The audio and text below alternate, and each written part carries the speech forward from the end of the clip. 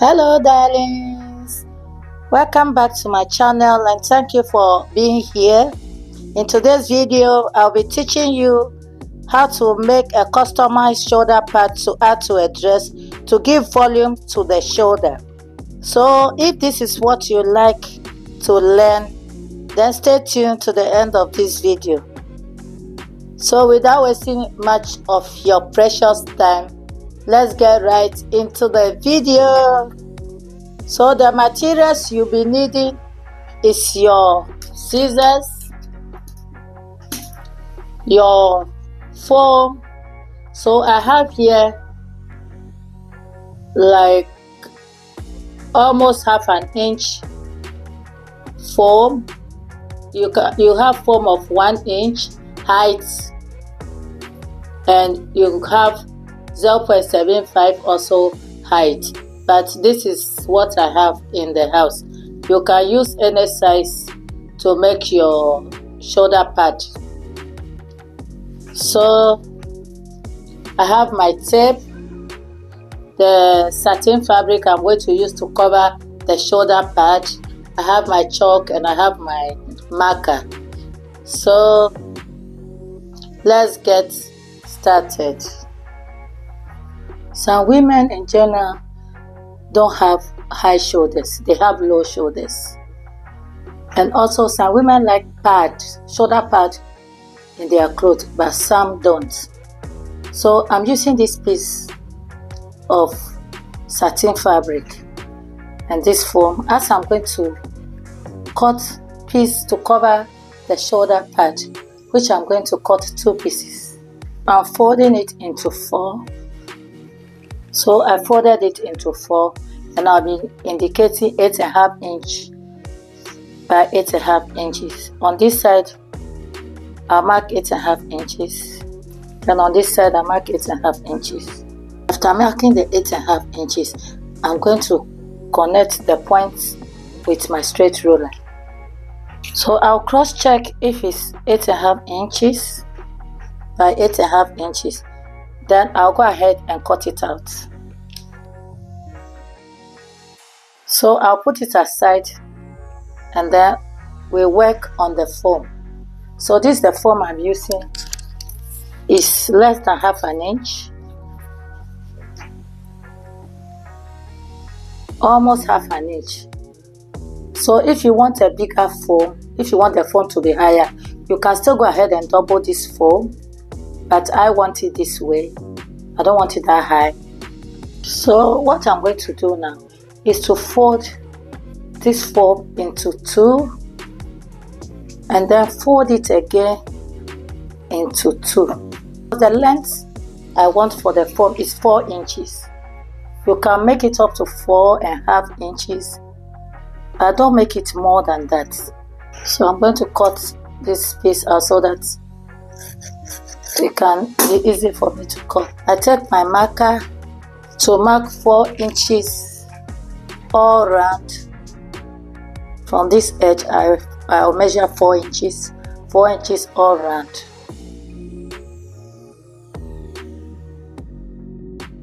After marking 4 inches and cutting it out, I'll get 8 inches. So I'll take my scissors and then cut it out. When you open it, you see how big it is. Let me take my tape. You see it's 8 inches. So this is okay. That's why don't cut it more than 4.5 inches. So I'm going to divide it into 2. And these are the 2 pieces I cut down. This is already made shoulder pad. You can see this one is a bit higher than what I'm making now. This is about 7.5. So you see the edges is flat.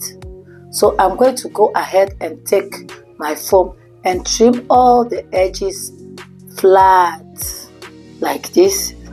You see how this one is. So I will take 1 piece and then start to trim the edges. you take your time and trim it very low. You see what I'm doing? You should level it very flat on the edges. So I'll continue off camera to come and show you how it looks after trimming it. So darlings, after trimming it, you see how beautiful it looks. You see it looks very flat on the edges. You can even trim it more if you have the time to do so. You can see, and I did the same thing to this. You can see the difference. I have with me the fabric I cut into 4, each for each foam. You will place your fabric into 2 like this. You can even notch it. You can notch the corners. And to get it accurate, I'll fold on the notch part like this. Then I'll place the shoulder part on top. Then I'll mark like half an inch to stitch it. Half an inch all around it. So I'll take my scissors and then cut it out. Also gauge it and cut it out. So you see, so I'll cut also the second piece of fabric. So these are the 2 pieces for the foam. I'll open it up. This is the good side, this is the wrong side. So I'll place it inside like this.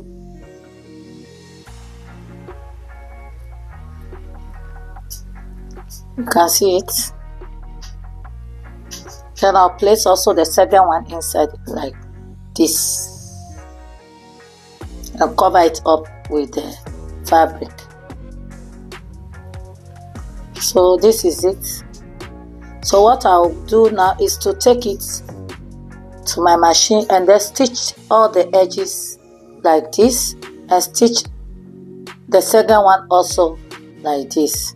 And after stitching it, I will serge the edges. If you don't have an overlocking machine, you can go ahead and use your machine to zigzag all the edges.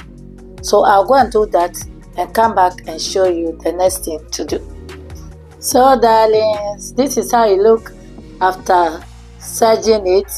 I first of all stitch it with my machine all around like so. Then I went ahead and serged the edges. Some people like to use it flat like this.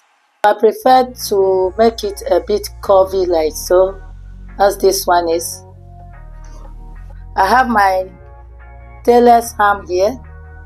My iron is already hot, so I'll use my iron to iron it a bit curvy like this, you see. But I like to cover it, not to burn it.